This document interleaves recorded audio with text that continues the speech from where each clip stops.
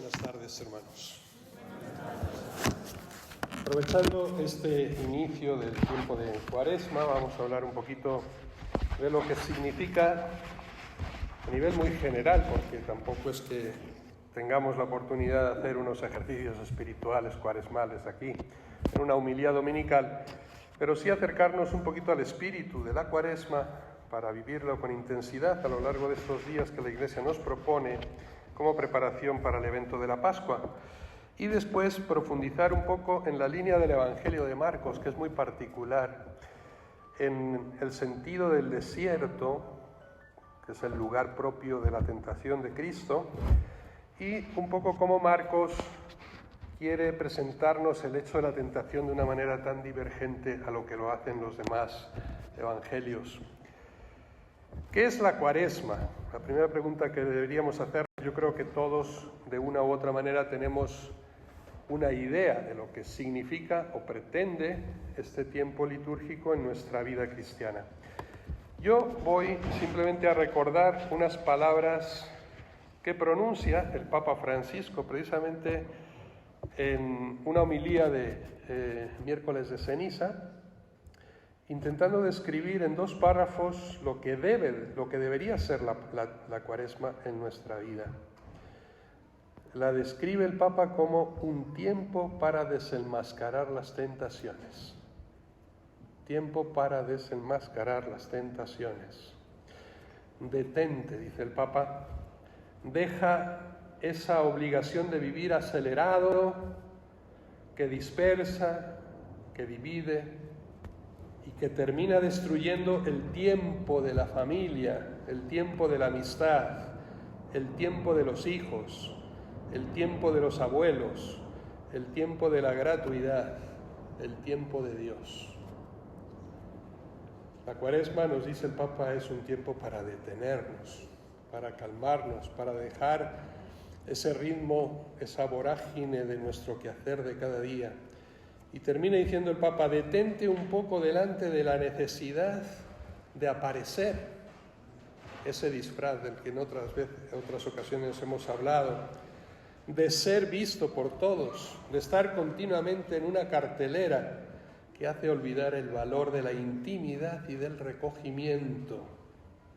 Detente un poco ante la compulsión de querer controlarlo todo, de saberlo todo, de devastarlo todo, que nace del olvido de la gratitud frente al don de la vida y a tanto bien que hemos recibido. Bonita descripción que hace el Papa de este tiempo, de lo que debería ser este tiempo para nosotros, un tiempo de intimidad, de recogimiento, de silencio, de detenernos a pensar, primero en nosotros mismos, luego en los demás, en los que acompañan nuestra vida, pero sobre todo en Dios y en lo que Él nos da. ¿Qué es, por tanto, la Cuaresma? Es un tiempo de pensar en la tentación, una tentación que es común para todos. Lo fue para Cristo, pero curiosamente San Marcos no nos habla de las tentaciones de Jesús, es el único evangelista que no lo hace. Nos habla del desierto, donde fue tentado, pero no vamos a encontrar la especificación como en los demás evangelios, ¿no? Haz que estas piedras se conviertan en pan, lánzate de acá arriba, ¿no? Todo esto te daré si te postras y me adoras. No hace un análisis explícito de las tentaciones de Cristo, precisamente yo creo que buscando dejarlas en el anonimato para que pensemos en las nuestras, en las que cada uno vive sometido día a día. Las nuestras, por tanto, y no las de Jesús. Nosotros debemos rellenar ese espacio vacío que deja el evangelista. Miren, la mayor tentación que nos hace el demonio es querer ser o querer vivir un cristianismo a la carta. Ayer y antes de ayer teníamos como parte del desarrollo de la Asamblea Arquidiocesana que estamos teniendo en la Arquidiócesis un foro sobre los alejados. Y un dato estadístico que me llamaba la atención de los ponentes es cómo cuando describían la vida de fe del cristiano hoy día en México, cuando ponían las estadísticas, había un dato muy curioso, que más de un 30% viven su fe a su manera. Es decir, son los típicos que te dicen, ¿crees en Dios? Sí. ¿Crees en la Iglesia? No. Bueno, es una forma de ser cristiano a tu modo, no como Cristo nos propuso, no como la Iglesia nos orienta y nos acompaña, sino cada uno, ¿no?, en su libre pensamiento. Cuidado, porque esta puede ser una de las grandes tentaciones que vive el mundo de hoy. Pretender un Dios a la carta, un Dios que responda a nuestras necesidades, mientras que nosotros no somos capaces de responder, ¿no?, precisamente a ese plan y a esa voluntad de Dios. Cristianismo a la carta. Pretendemos grandes descuentos sobre ese precio original del compromiso cristiano. Dice Hans Urs von Balthasar, uno de los grandes teólogos del siglo XX, hablando del gran error del cristianismo, dice: los primeros hombres habían imaginado que el conocimiento no solo del bien, sino también del mal, está hablando de Adán y Eva en el paraíso, les haría más semejantes a Dios.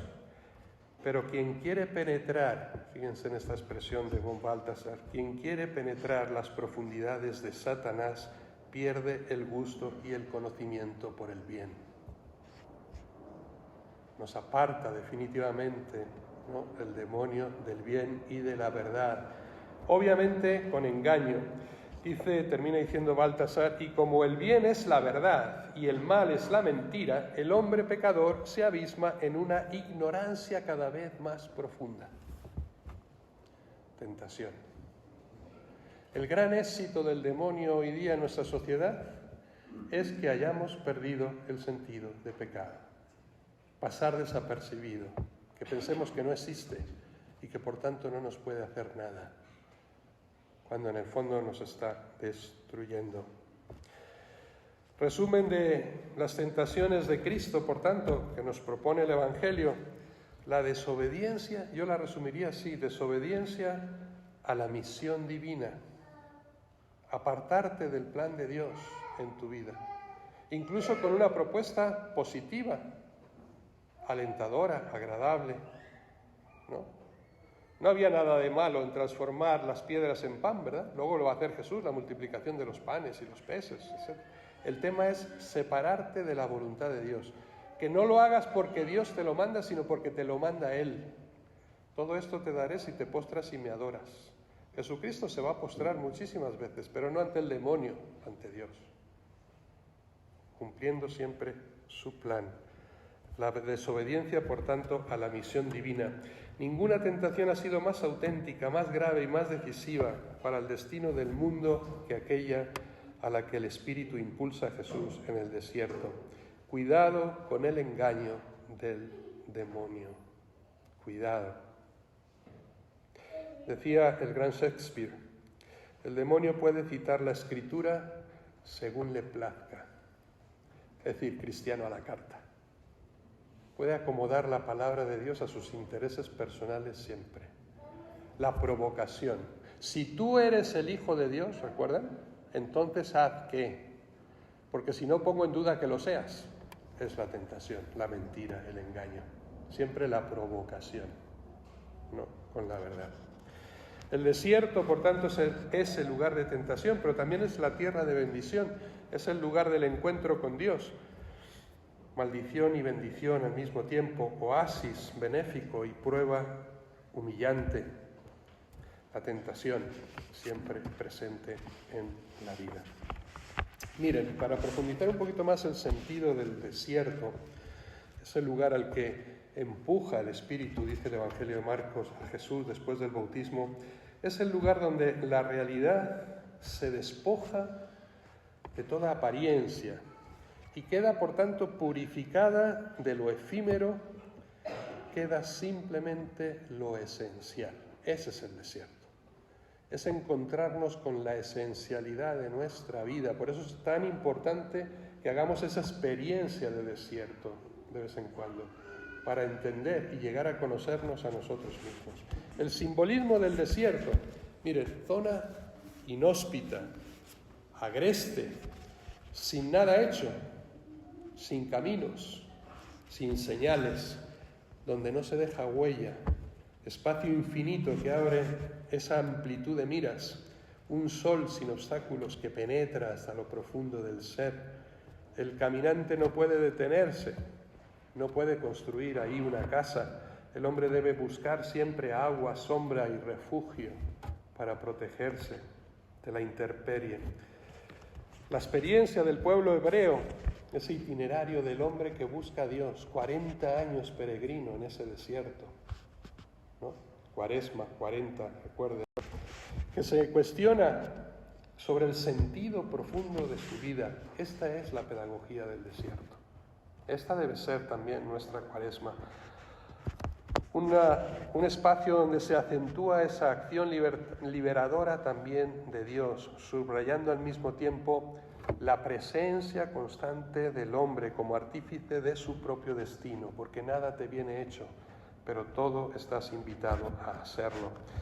Donde se pone en evidencia la tremenda soledad del hombre que debe dar un sí totalmente suyo y no construido a consta de los demás. Grave error que a veces tenemos en la Iglesia, los estereotipos construidos que simplemente repetimos, pero que no nos identifican personalmente. Decimos un sí ya constructo, ¿no?, por la sociedad o por la Iglesia, pero que no representa el sí personal. El cristiano puede llegar a sentirse aplastado por toda una estructura religiosa, tantas veces que le impide mirarse a sí mismo y hacer una opción verdaderamente sincera y personal por Cristo. Esta es la invitación del desierto, salir de las estructuras establecidas para encontrarte tú personalmente y a solas con el Señor y contigo mismo. Este es, por tanto, el sentido de la Cuaresma. Yo diría que el punto cero de la vida, de la fe. Se sugiere a la comunidad una vuelta al desierto, un camino de liberación interior, apartarse de todo ese aparato religioso que a veces nos disfraza, más que revelar a Dios, lo que hace es ocultarlo. Desierto es tiempo de búsqueda, desierto es tiempo de desprendimiento, desierto es tiempo de prueba y sobre todo de fidelidad. Nos invita, por tanto, a reflexionar, a profundizar. La denuncia de un cristianismo de frases hechas, pero que no alcanza a explicar el verdadero sentido de la vida. Frases hechas que todos conocemos, nos las enseñaron en el catecismo, las aprendimos de memoria y las repetimos sin sentido. El domingo es el día del Señor. Todos lo hemos dicho, ¿verdad? ¿Qué significa eso? El domingo es el día del Señor. Jesús es nuestro Salvador. Todos somos hermanos. La Eucaristía es una fiesta, etcétera, etcétera, etcétera. Todo frases construidas que repetimos sin encontrar su verdadero sentido. ¿Qué puede ser, yo diría entonces, como pregunta, una Cuaresma cuando estamos dispuestos ya de antemano a que todo siga igual que antes? ¿De qué sirve? ¿Ustedes tienen un propósito de cambio a lo largo de estos 40 días? ¿Tienen un pequeño programa de vida que implique un cambio radical en sus vidas? ¿Que nos ayude a crecer en la comunión con Dios y con los hermanos? ¿Profundizar más en nuestra fe? ¿Vivir verdaderamente una Pascua distinta en este año 2024?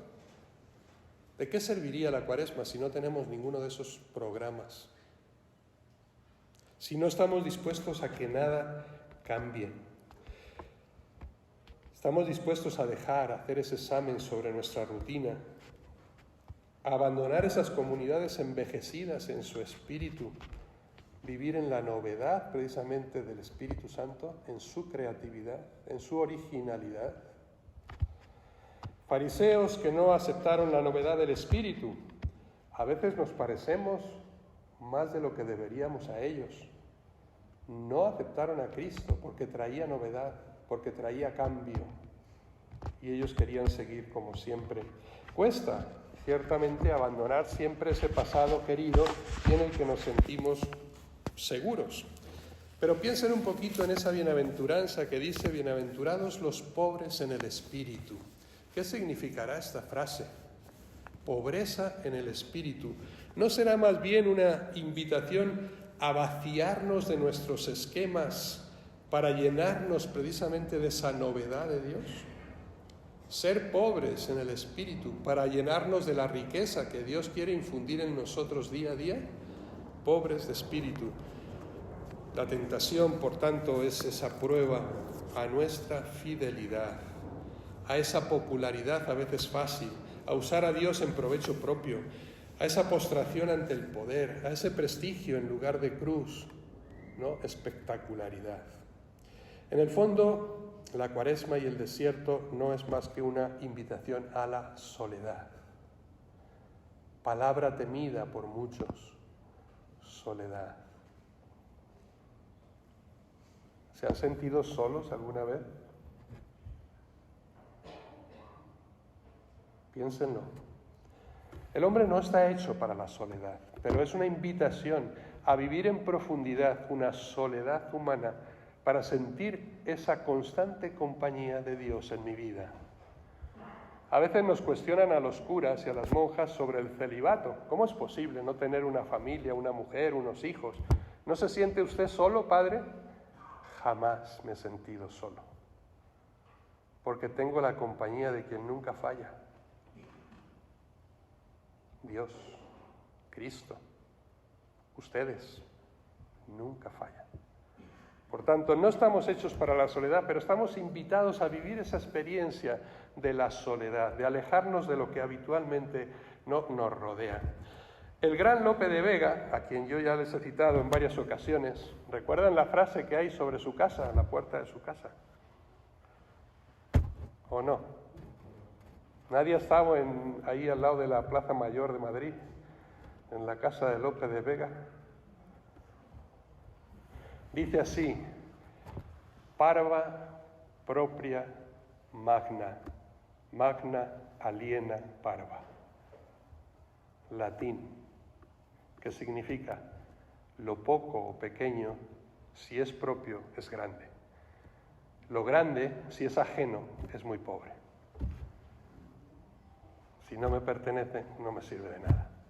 Bien, ese Lope de Vega, decepcionado de la banalidad de la vida, escribe precisamente: de mis soledades, a mis soledades voy, de mis soledades vengo, porque para estar conmigo me bastan mis pensamientos. Gran frase de Lope de Vega. ¿Y qué es precisamente el significado de esa a mis soledades voy de Jesús? Porque es esa la invitación del Espíritu. Ve a la soledad del desierto, ¿no?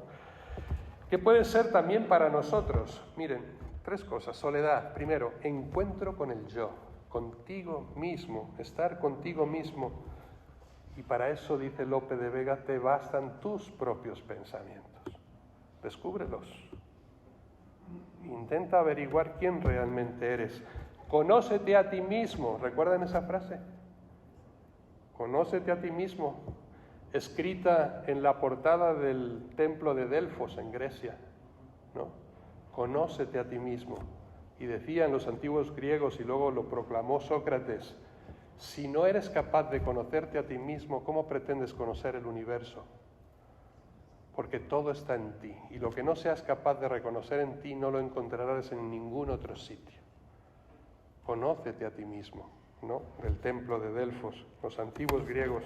Sabiduría que se adquiere con muchas horas precisamente de reflexión solitaria. Segundo, soledad, un encuentro con el tú, con el otro. Jesús no va al desierto huyendo de la humanidad. Los latinos, el gran Horacio, hablaba del odio vulgo, el odio al pueblo, el odio a la gente. Nada más lejos de la personalidad de Jesús. Eso es profano y hay que aborrecerlo.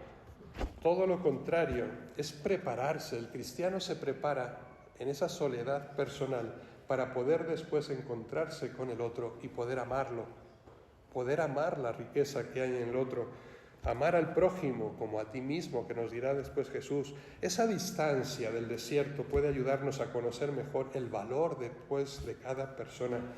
Quienes caminan por el desierto agudizan la vista, los sentidos, y así cuando de sus soledades vuelva, entonces habrá aprendido a apreciar mejor las particularidades de cada quien. del otro. Y tercero, soledad como encuentro con Dios, encuentro con Él, con mayúscula. Cuando el hombre se adentra en lo profundo del desierto interior, la soledad, dice San Juan de la Cruz, se hace sonora. Gran poema de San Juan de la Cruz que les invito a leer completo. La soledad sonora de Dios. El hombre se da cuenta de esa total presencia del Señor en sus vidas. El gran Tagore, no cristiano, obviamente, en su ofrenda lírica, se pregunta, ¿no oís sus pasos silenciosos? Él viene, viene, viene, viene siempre. Soledad. Y por último, para profundizar un poquito en la particularidad de San Marcos y en el Evangelio que acabamos de escuchar, miren, la figura principal del Evangelio es el Espíritu. Ni siquiera yo diría que el protagonismo lo asume Cristo. Después del bautismo, dice, el Espíritu lo empujó al desierto. ¿Recuerdan cómo yo les describía esta expresión la semana pasada?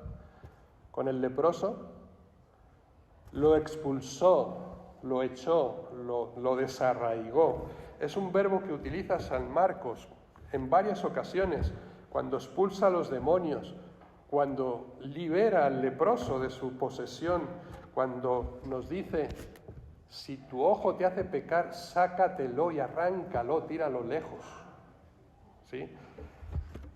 Los vendedores en el templo, los expulsó, los arrancó. La parábola de los viñadores, etc. Es el mismo verbo. El Espíritu lo arrojó al desierto. Es el gran protagonismo. Podríamos añadir a Adán cuando es expulsado del paraíso. Es decir, Cristo como nuevo Adán, lo que está haciendo aquí es revivir esa historia de pecado para redimirla. Llevado por el Espíritu precisamente a esa experiencia de pecado, de tentación, de caída. Afronta el mundo de la lejanía de Dios, atravesado por las potencias del mal, para dirigir precisamente ese retorno de la humanidad a esa patria perdida. Este es el sentido profundo de Marcos en las tentaciones de Jesús, en la experiencia del desierto. Un Jesús que es arrojado precisamente a la esencialidad del mal, a la presencia del demonio, pero para rescatar al hombre de esa posesión. Y este debe ser el espíritu presente en nuestra Cuaresma. Por tanto,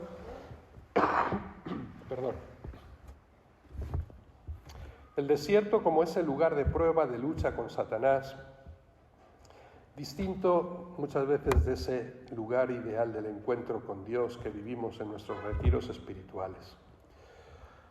Decía antes que Marcos no precisa el contenido ni la forma de las tentaciones. Parece que duraron 40 días. Los evangelistas Mateo y Lucas dicen que estuvo Jesús 40 días en el desierto sin comer ni beber y al final fue tentado por el demonio. Bueno, Marcos no señala ninguno de estos elementos, más bien lo que habla es de un tiempo de opresión, de prueba, de purificación, un duro camino de salvación. Ese 40, que es un número sagrado en la Biblia, 40 el diluvio del que nos hablaba hoy la primera y la segunda lectura, ¿no? 40 días de lluvia, la peregrinación de Israel, 40 años en el desierto, Moisés 40 días a la espera de las tablas de la ley en el monte Sinaí, 40 días de conversión para la salvación de Nínive, 40 días de huida de Elías, no del Señor en el desierto, 40 años de dominación filistea sobre la tierra prometida, 40, un número que es reiterativo en la historia de la salvación y que ahora nosotros vivimos precisamente en nuestra Cuaresma, 40 días de preparación para la Pascua. Pero Marcos, sobre todo, lo que quiere invitarnos a pensar es que la tentación no es cosa de un día. La tentación no es la conclusión de los 40 días. La tentación dura toda la vida. La tentación es constante. Marcos deja la tentación, por tanto, en esa indeterminación de una manera intencional. Y de hecho, Cristo sufre la tentación durante toda su vida, hasta el momento de la cruz. Si tú eres el Hijo de Dios, baja de ahí. Sálvate y sálvanos a nosotros, constantemente. Intentan, por tanto, disuadirlo a Jesús. Esta es la tentación, cambiar camino, esa vocación de servicio, ese presentar un mesianismo en debilidad, en oscuridad, como una derrota, en sufrimiento. Le sugerirán otro camino, ser Mesías de otra manera. Y Marcos, si se dan cuenta, pondrá ese apártate de mí, Satanás. No al principio del Evangelio en el desierto. Lo dirá más tarde. ¿Recuerdan cuándo?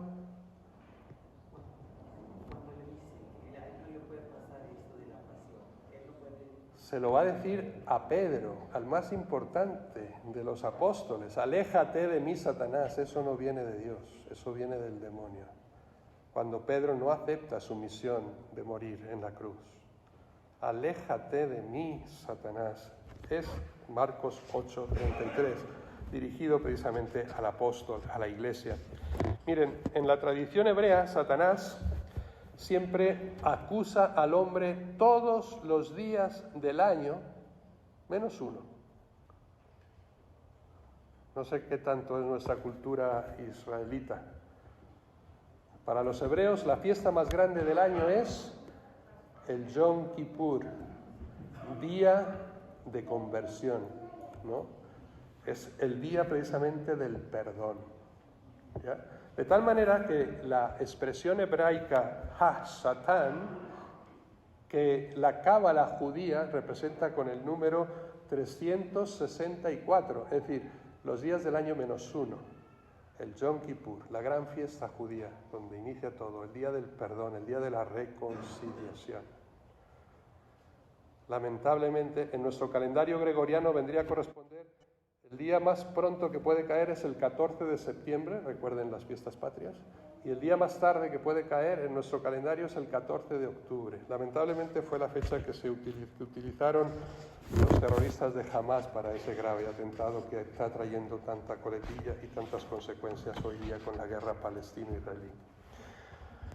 Pero Cristo siempre sale victorioso. Esto es lo que tenemos que tener en cuenta. La clave es esa obediencia al Padre y a su voluntad, esa fidelidad a Dios, esa unión con Dios y esa fuerza del Espíritu presente siempre en Él. Tenemos que aprender, hermanos, a conocer al Espíritu Santo y a la acción que ejerce sobre nosotros. Desde el momento en que hemos recibido el bautismo, nos hemos convertido en templos del Espíritu.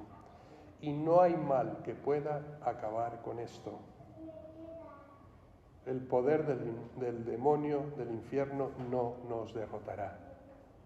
Es frase profética de Jesús. Pero tenemos que aprender a conocer esa fuerza del Espíritu y cómo actúa en cada uno de nosotros. El Espíritu no mima al creyente, ¿ya? No nos confundamos. No nos asegura un clima favorable en nuestra vida.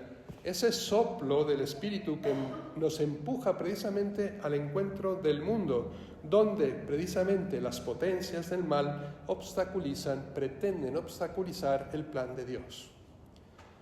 El Espíritu nos empuja al mundo, nos empuja al desierto, nos arroja, ¿no?, a ese mal, pero para que lo venzamos, no para que caigamos en sus redes. Nos echa fuera precisamente de esa tibieza, de esa piedad confortable en la que nosotros procuramos vivir casi siempre nuestra fe, de esos esquemas cerrados, garantizados y que impiden esa aventura y esa creatividad y esa novedad del Espíritu. Precipita al desierto donde debemos de vivir precisamente el riesgo de la fe, en medio de los rigores de nuestra vida real. El Espíritu no protege, sino que nos saca a la intemperie, no dispensa de dificultades, más bien nos mete siempre en problemas. Y fíjense, al salir del agua, nos mete siempre en las ambigüedades, en las contradicciones y en los peligros de la vida, nuestra existencia cotidiana. Este es nuestro bautismo. No piensen que Dios nos ha dado una seguridad. No, nos ha puesto a riesgo, nos ha puesto a prueba. No nos falta el recurso, tenemos el Espíritu con nosotros. El problema es que a veces queremos vivir nuestra fe y nuestro cristianismo sin Dios, sin Espíritu, y ahí estamos destinados siempre a fracasar. porque el demonio es más poderoso que nosotros, pero no es más poderoso que Dios con nosotros. De ahí la importancia de vivir esta experiencia de desierto con Dios. Es un bautismo en humanidad, por tanto, nos hace hijos de Dios y nos hace hermanos con todos los hombres. El desierto así es el punto de unión de esa dimensión divina y de esa dimensión humana, en la prueba, en la lucha, no en la evasión, ¿no? Como piensan los comunistas, que la religión es el opio del pueblo. La vida en el espíritu, termino, no produce almas bellas, produce más bien cristianos que aprenden el oficio de hombres del mismo Dios, que se ha hecho hombre. La vida en el espíritu no es un nido estático, sino un camino, un itinerario que ha de inventarse de día en día. Un cristiano, por tanto, auténtico, no se pone nunca al resguardo. Y no es alguien que se pone al seguro, es alguien que se ha escapado a la fuerza del espíritu, que se ha sustraído a su soplo, y entonces huimos de Dios. Recuerden siempre, decía San Juan, aquel sobre el que vea que el Espíritu Santo viene sobre él, ese es. El Espíritu permanecerá siempre en medio de nosotros.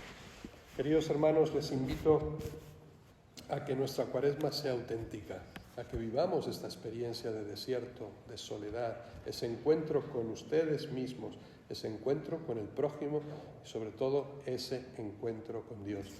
Que vivamos este espíritu de conversión, que hagamos también nosotros nuestro Yom Kippur, ¿sí? Nuestra día de purificación.